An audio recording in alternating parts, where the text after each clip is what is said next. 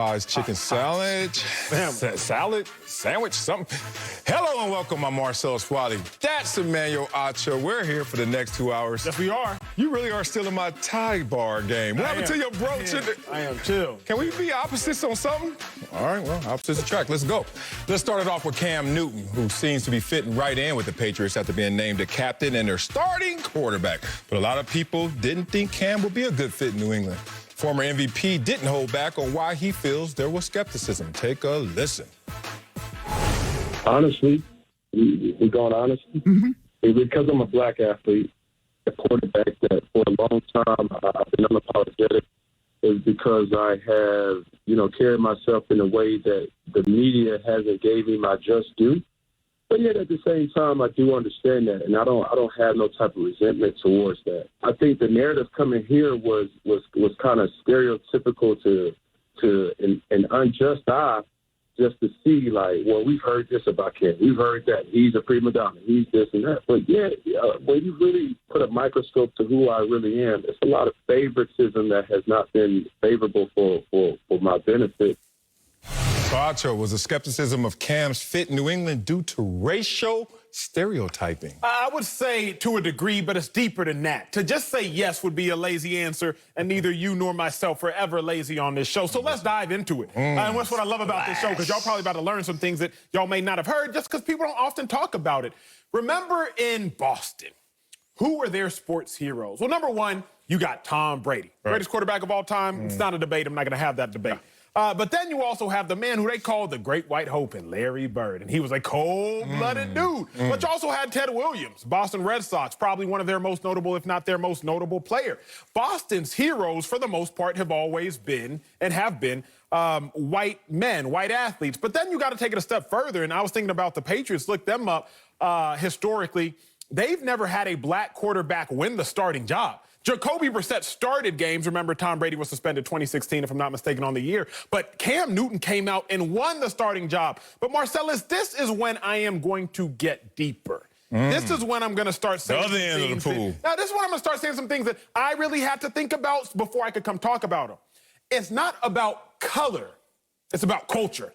It's not necessarily about color. It's about culture. What do I mean? I'm black. By skin color, I am black. But my parents are first-generation American, born and raised in Nigeria. So I really grew up Nigerian culture. But I also went to a predominantly white, affluent high school. So I was immersed in white culture. But then in college locker rooms, NFL locker rooms, immersed in black culture. So I understand the different types of culture. Cam Newton, he really exudes black culture. What do I mean by that? You find your black athletes, when Cam makes a big play, what was he doing, Marcellus? Dabbing. He was swagging. He was dabbing. He was doing those types of things.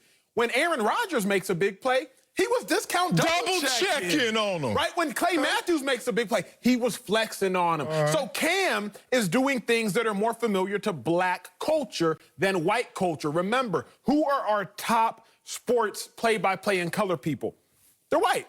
Who are top beat writers? They're white. Who are the majority of the fans? They're white. And so I think that they're just viewing it through a white lens. Cam Newton has been viewed through a white lens. The last thing on this first lap I'm going to say is, think about this, and I have the picture to remind everybody. Cam Newton, Gardner Minshew, they both wear outlandish outfits. And let's take a look at it just to remind y'all. They both wear outlandish outfits. But one of them, Gardner Minshew, the same company said, look at Gardner Minshew's old man swag. But just a little bit later, in talking about Cam Newton, they say the only thing worse than Cam Newton's outfit was his performance. Now, if you ask me, a black man, I gravitate towards Cam's outfit, but because I like those types of a little bit extra extravagant suits. But the writers talking about both the extravagant and outlandish outfits will refer to one as swaggy and one as outlandish. So I do think, Marcellus, based on the lens in which you look through life, is how you will address a person, and Cam does fall through under that lens. Boy, you said a mouthful. Had to unpack it now. It's a lot to unpack. It's a lot to unpack. I just see luggage everywhere. I don't know what to open up, what to wear.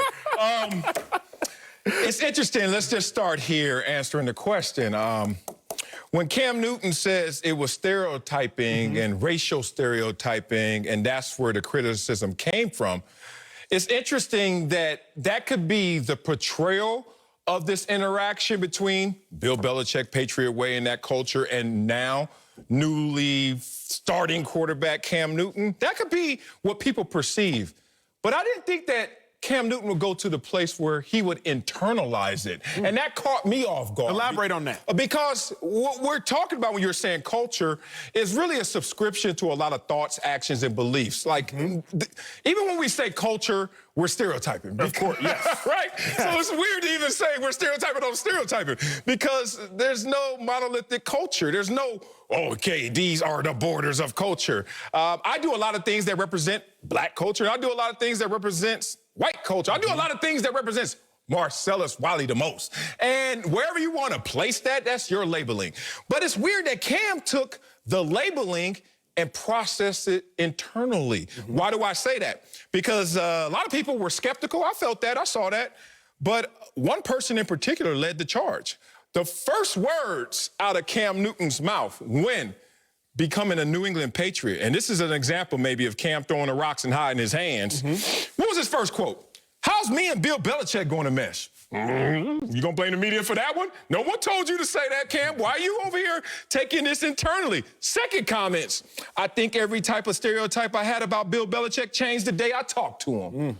Interesting, Cam, because there is always external pressure in anything you do. Look, if you try to climb a mountain, you're gonna be like, damn, the mountain is one part of the problem. The other part is this atmospheric pressure pushing me down.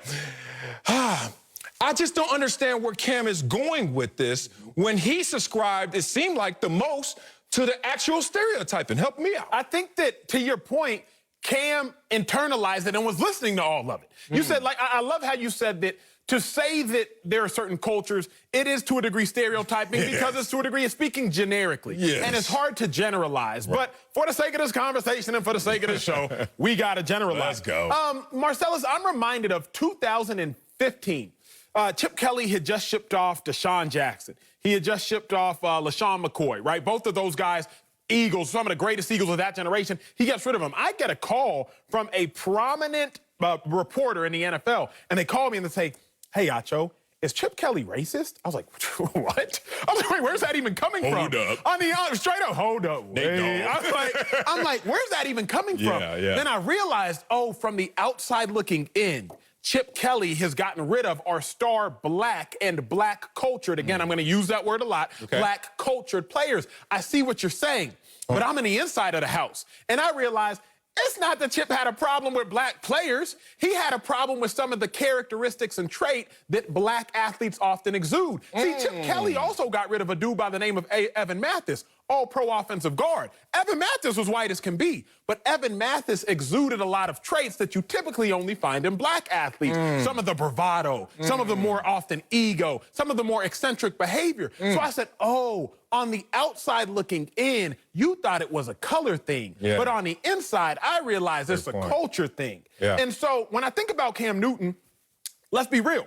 It's not necessarily about him being a black quarterback. Russell Wilson's a black quarterback. It's not about him being a black quarterback. Patrick Mahomes is a black quarterback. But think about Cam's culture and how he carries himself. Now, last thing I'm going to say again on this lap. We see it on the flip side. Rob Gronkowski, he gets in the end zone and he spikes. He doesn't necessarily dance. If he does dance, it's a little awkward, kind of frat boyish. But think about that man, Killer Travis Kelce. Oh. Well, he get in the end zone, he gonna start jerking. He gonna swag. He gonna swag his pregame outfits. You're gonna see him wearing the chains, this, that, and the third, because his culture typically gravitates towards what you would say is black culture. So it's not as simple as saying it's race, people. You gotta dive deeper and take away the color and look at the cultural aspects. And that dive deeper, you would think that Cam Newton would be able to dive deeper to not even subscribe to this stereotyping or to even feel the effect of this stereotyping. You brought up Chip Kelly. I knew Chip Kelly wasn't racist from 1991. You know why? Because he recruited me to go to Columbia.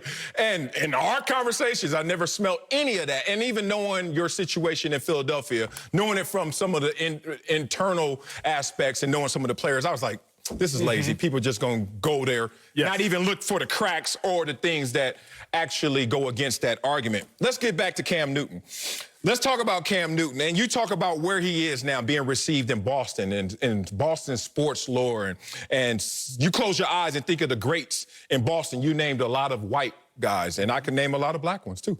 Bill Russell. Oh, Bill Russell too. Let's start in the beginning. Hello, Big Papi, like you said. Manny Ramirez. Teddy Bruschi, if you ever go up there, see Bruschi walk around, it's godlike, like the way that they think of him. My point is, where